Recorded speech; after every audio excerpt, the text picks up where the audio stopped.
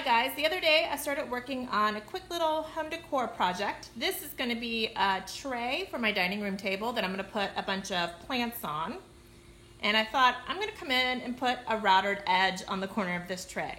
Well, I was using a bit I'd never used before, the OG bit, or however you pronounce that. And I really messed up the surface here. I don't want to scrap this project. I'm going to patch it. I've patched quite a bit of wood. My shutters outside of my house, my wood shutters, I've patched with this before. So this is the all-purpose Bondo putty. It is for metal, wood, drywall, concrete, and masonry surfaces, it says. So this is the one you want. Don't get the auto body one. So the reason why I want to use Bondo putty with this is it's going to stay harder and easier for me to sand with the sharp, nice, clean corners and straight lines in this big surface area better than a wood filler will. So sometimes wood filler will chip and be a little bit softer than you actually want it to be for this kind of a project. So you can do this with new woodworking projects. As long as you're going to paint it, this is going to dry white, so it's not going to stain like your wood. You can do this with new woodworking projects, or you can do this with furniture that you're trying to rescue. If it's had a little bit of damage, I've seen sometimes people have dogs that chew on furniture, or it's just been damaged in shipment. So you can do this for either project. Now this is a chemical and it smells really strong, so you want to use this outside or with a mask on. I prefer outside because even if you have a mask on, it's going to stink up your house for a while. So don't do it inside or in a basement unless you can ventilate it in some way. I also am going to wear a glove for the hand that I'm going to use to touch this because I don't want any of those chemicals seeping into my skin, right? So you can find this Bondo at any of your hardware stores usually. Home Depot and Lowe's almost always have it. You can also get it on Amazon delivered to your house.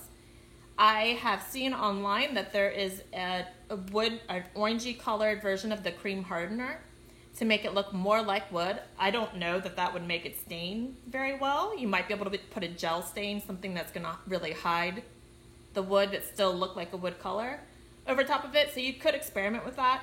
At Lowe's and Home Depot, I seem to always find the white version though. And this is the end of one of the containers. And it is, I wish they would actually make this in more of a square, wider mouth container because it is hard to kind of scoop it out. So I'm just going to use this paint stir stick to get it out.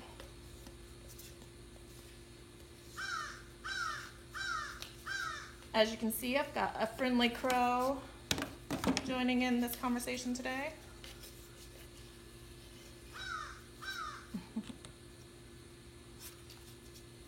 So I'm using this piece of scrap wood to mix up my Bondo. You don't want to mix up too much at once because it does harden really fast. And I mean, probably within like 4 or 5 minutes. So you work in small sections.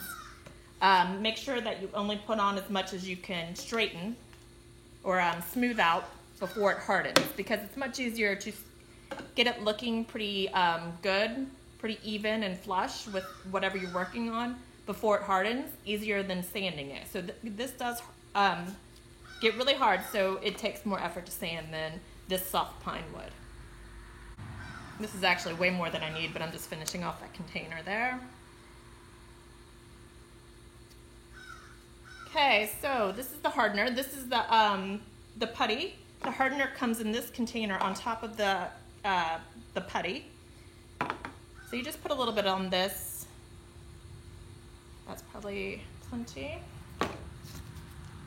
And then you got to mix it up to cause the chemical reaction that will make this putty harden.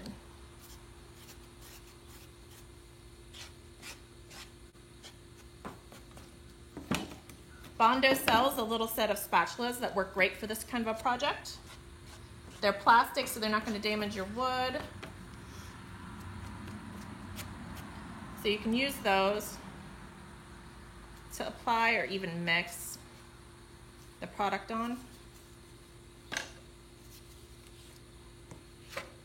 So as you can see right here, my wood is messed up from me playing around and continuing to try to get that route right after I saw that I was completely messing it up.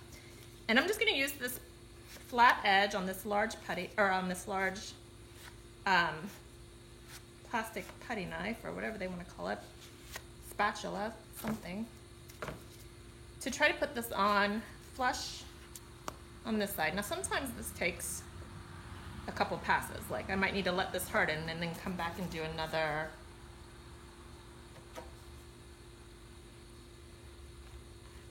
coat of it just to get it right. After I sand it, I'll decide whether or not to do more. But I'm going to try to get this looking as good as I can before it starts to harden. So I can't overemphasize enough that it will take effort to sand if you've got a ton of it left behind.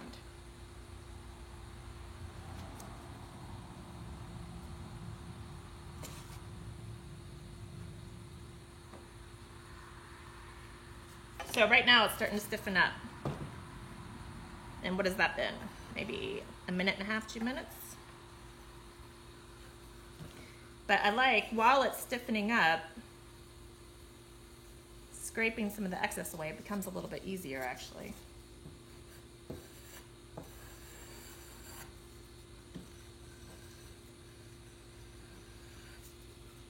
If you need to do this on a rounded area on a little piece of furniture and you want to keep it rounded, maybe use a piece of PVC pipe that fits into the curve. Find something that'll help you keep that curve looking nice and pretty so you can avoid extra sanding.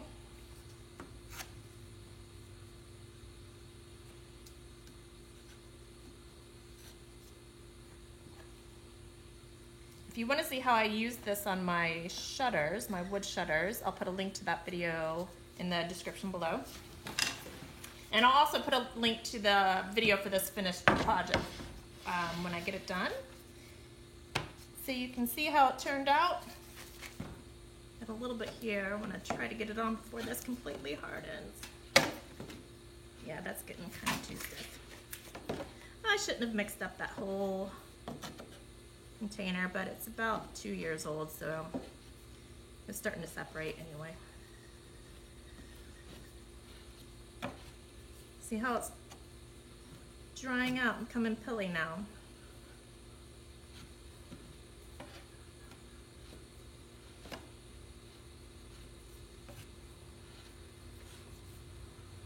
Ooh, yeah, that's hard right there. Okay, I'll give up on that.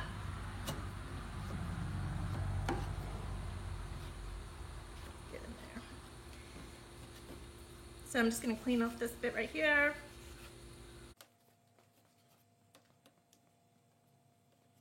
So to keep this plastic spatula clean, it's really easy to just use a metal putty knife. Scrape it off once that Bondo gets hardened a bit.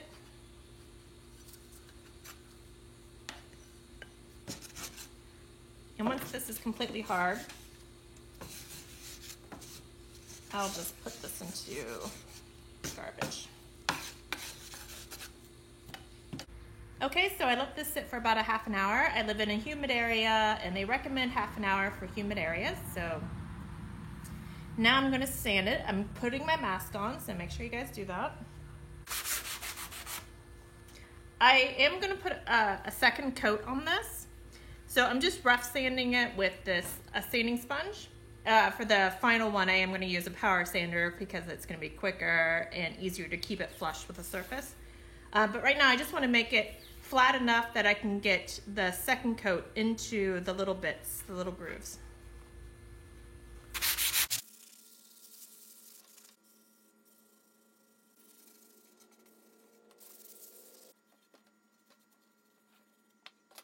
Okay, so as you can see, it's looking pretty good.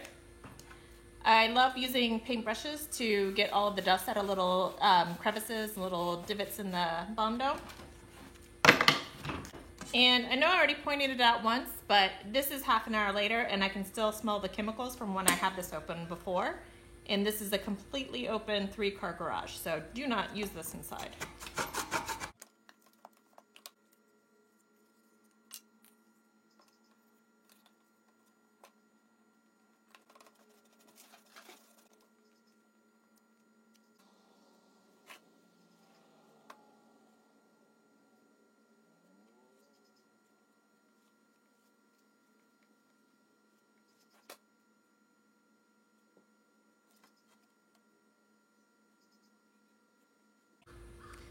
Okay, so as you can see, this is going to be mostly filled. Sometimes there's like tiny little air bubbles after I sand, and I'll just use wood filler on those. Although I am going to come back in here and put a chamfered edge on this, like I successfully did on this side.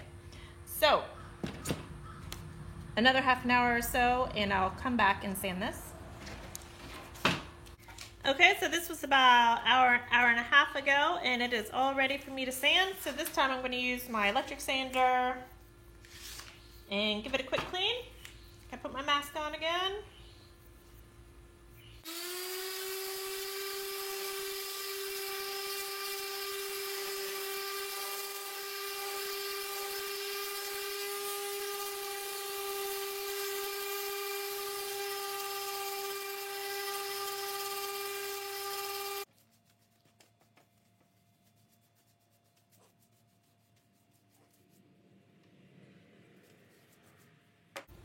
So as you can see, this is looking really good already. You can get really nice, clean, crisp lines with the Bondo. I feel like it's a little bit harder on this big of a patch with wood filler. So that's one of the reasons why I like it so much. And it feels super hard. So these little tiny little divots, you could come back in with wood filler at this point just to make your life a little bit easier and fill those in to get a perfectly smooth finish. I am gonna come back in here with a router and put a chamfered edge on this. So I'm gonna wait, I'm gonna put the routed edge on this and decide if I wanna put wood filler anywhere.